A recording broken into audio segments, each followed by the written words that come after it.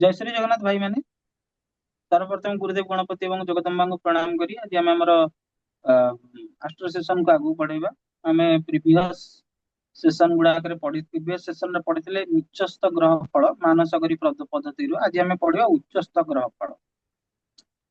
मानसगरी पद्धति रे गोटे बेसिक रूल दिया जाइछि। ग्रह मानकर नैसर्गिक प्रकृति एवं स्थिर कारक को मुंडे रखी। नैसर्गिक प्रकृति माने कौन?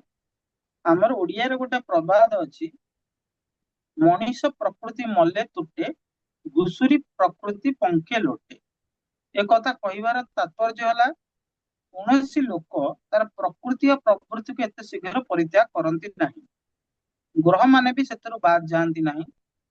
सेही तांकर नैसर्गिक कारक तत्व गुड़ी को मुंडे रखी महान महान ऋषि मनीषी माने जो जिनिस गुड़ाक एक्सप्लेन करिसेंती सेही एक्सप्लेनेशन को भित्ति करिके मानसगरी पद्धति लिखा जाइछि।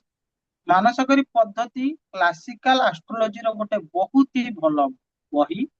आमे सेइतरु ही पढुचे, सेतरु आमे गोटे वर्ड जोड़ीबार नहीं गोटे वर्ड छाड़ीबार नहीं से भाव में आम यही पाठटा पढ़ुचे ताकि आपण मैंने जो मैंने पढ़ुचंती से माने कंफ्यूज न रुहंतु एवं तांको मुंडरे बुद्धि ठीक रो। मु जदि कोनोसी पद्धति एबे वर्तमान कहूची तार फल चेंज हेई पारे कारण कुंडली रे गोटिए ग्रह बसी न थाए। कुंडली रे 9टा ग्रह बसी थांती। किए काहाको को दृष्टि रे देखुची, किए कहार नवांश को गला, किए केमिति को परिस्थिति रे अछि।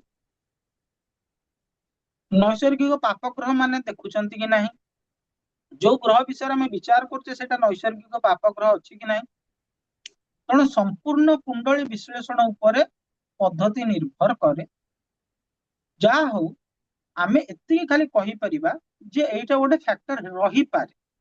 या माने नुहे कि वर्तमान मु जोटा पढ़ीबी ताहा ही हबो, किंतु या माने एटा भी नुह जे संपूर्ण भाव में हेबो नाही। आमे वर्तमान उच्चस्थ ग्रह पढ़ुचे।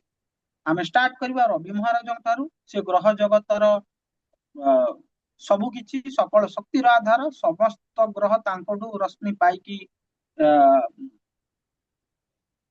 बलवान हंती। तेणु आमे पढ़िबा उच्चस्थ रवि ग्रह फल। मानसगरी पद्धति लिखाई जदि रवि बा सूर्य निजर उच्च राशि बा मेष रे थांती ताले जन्म नेला वाला राजकीय स्टाइल रही धीर उग्र क्रोधी कार्य कुशल सुर कला गुड़िकर ज्ञाता चतुर आ दंड देवार अधिकारी सहित धनयुक्त होइतिबार संभावना अछि जदि रवि उच्चरे रही। चंद्रमा जदि तांकर उच्च राशि कोटा ना चंद्रमा उच्च राशि होची वृष राशि।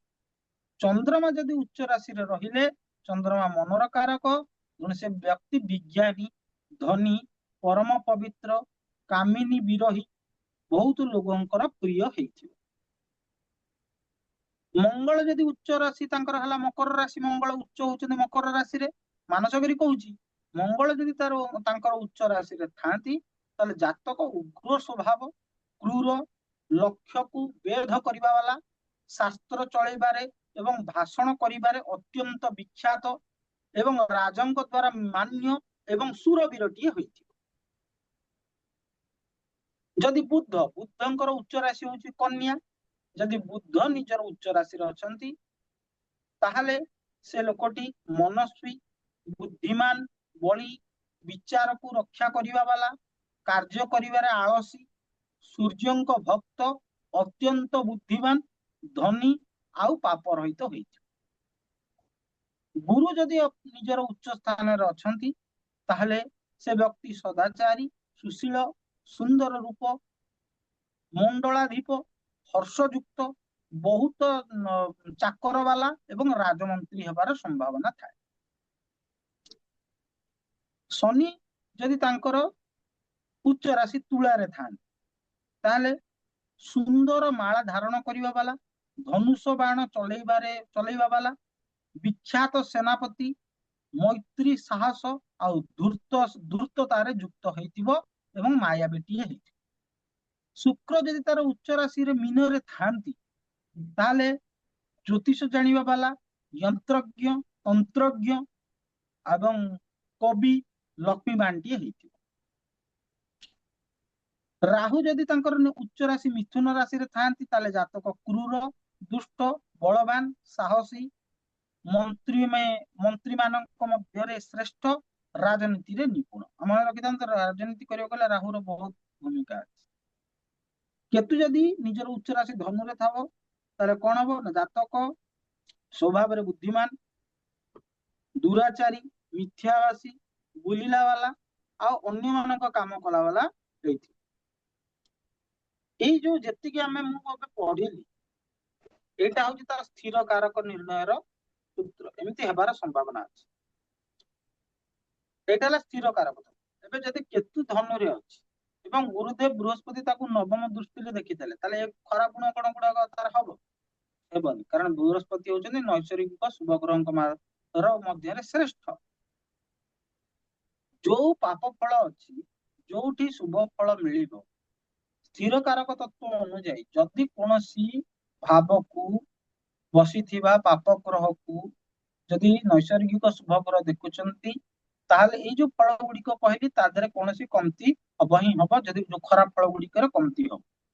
ଯଦି ଶୁଭ ଗ୍ରହ ନୈସର୍ଗିକ ପାପ ଗ୍ରହ ଦ୍ଵାରା କୌଣସି ଭାବରେ ବସିଛନ୍ତି ଏବଂ ଦୃଷ୍ଟିରେ ଆସିଗଲେ ତାହେଲେ ତାର ଯୋଉ ଶୁଭତ୍ୱ ରହିବ ତା ଦେହରେ ନିଶ୍ଚିତ ଭାବରେ କମି ରହିବ। ତେଣୁ ଏଇଟା କେତେ ମାତ୍ରାରେ କମି ରହିବ, କେମିତି ହବ, ସେଇଟା ଏକ୍ସପିରିଏନ୍ସ ରେ ଉପରେ ବ୍ୟାପାର ଏବଂ ପରାଶରୀ ଜ୍ୟୋତିଷର କୌଣସି ଏଣ୍ଡ ନାହିଁ। ଏଇଟା ଅନନ୍ତ ସାଗର। ଆମେ ତାର ବିନ୍ଦୁ ବିସର୍ଗ ପାଇବାନି। ଆମେ ଏକ୍ସପିରିଏନ୍ସ ପ୍ରାକ୍ଟିସ କରିବା ମାଧ୍ୟମରେ ଯେତିକି ଆମର ଆଉଟପୁଟ ଆସୁଛି ତାକୁ ଆମେ ଦେଖିକି କିଛି କହିବାର, ଈଶ୍ୱରଙ୍କ ଆଶୀର୍ବାଦରେ କିଛି କହିବାର ଅଛି। କୌଣସି ବି ଜ୍ୟୋତିଷ ଯଦି କ୍ଲେମ କରୁଛି ଯେ ମୁଁ ସବୁ ଜାଣିଗଲି, ସେ ମିଛ କହୁଛି। ସଂସାରରେ ପତ୍ର ତାଙ୍କର ସେ ପରମାତ୍ମା ପରମେଶ୍ୱରର ବିନା ଆଜ୍ଞାରେ ହଲେ ନାହିଁ। ତେଣୁ ଯେ ବି ବିଦ୍ୟା ଆମକୁ ମିଳିଛି ତାଙ୍କର ଆଶୀର୍ବାଦରୁ ମିଳିଛି। ଆମେ ବି ଜ୍ୟୋତିଷ ହିସାବରେ, ଆଷ୍ଟ୍ରୋଲୋଜି ପଢିବା ହିସାବରେ ଯେ ସବୁ ଦେଖିକି ସବୁ କହିଦବୁ ସେମିତି ବି ଆମେ କରିବାର ସାମର୍ଥ୍ୟ ନାହିଁ। ଈଶ୍ୱର ଯେତିକି ଆମ ଭିତରେ ଭରିଦେବେ ସେତିକି ଆମେ ଦେଖିପାରିବା, ସେତିକି କହି ମଧ୍ୟ ପାରିବା। ଆଜିର ସେସନରେ ଆମେ ମାନସାଗରୀ ପଦ୍ଧତି ହିସାବରେ ଗ୍ରହ ମାନଙ୍କର ଉଚ୍ଚସ୍ଥ ଫଳ ବିଷୟରେ ଆଲୋଚନା କଲେ ଏବଂ ଏ ଫଳ କିଭଳି ଭାବରେ ଚେଞ୍ଜ ହୁଏ, କିଭଳି ଭାବରେ କଣ ହୁଏ ତା ଭିତରେ ସେଇ ବିଷୟରେ ମଧ୍ୟ କିଛି ବିବରଣୀ ରଖିଲେ। ଆଜିର ସେସନ ପାଇଁ ଏତିକି। ସମସ୍ତଙ୍କୁ ଜୟ ଶ୍ରୀ ଜଗନ୍ନାଥ।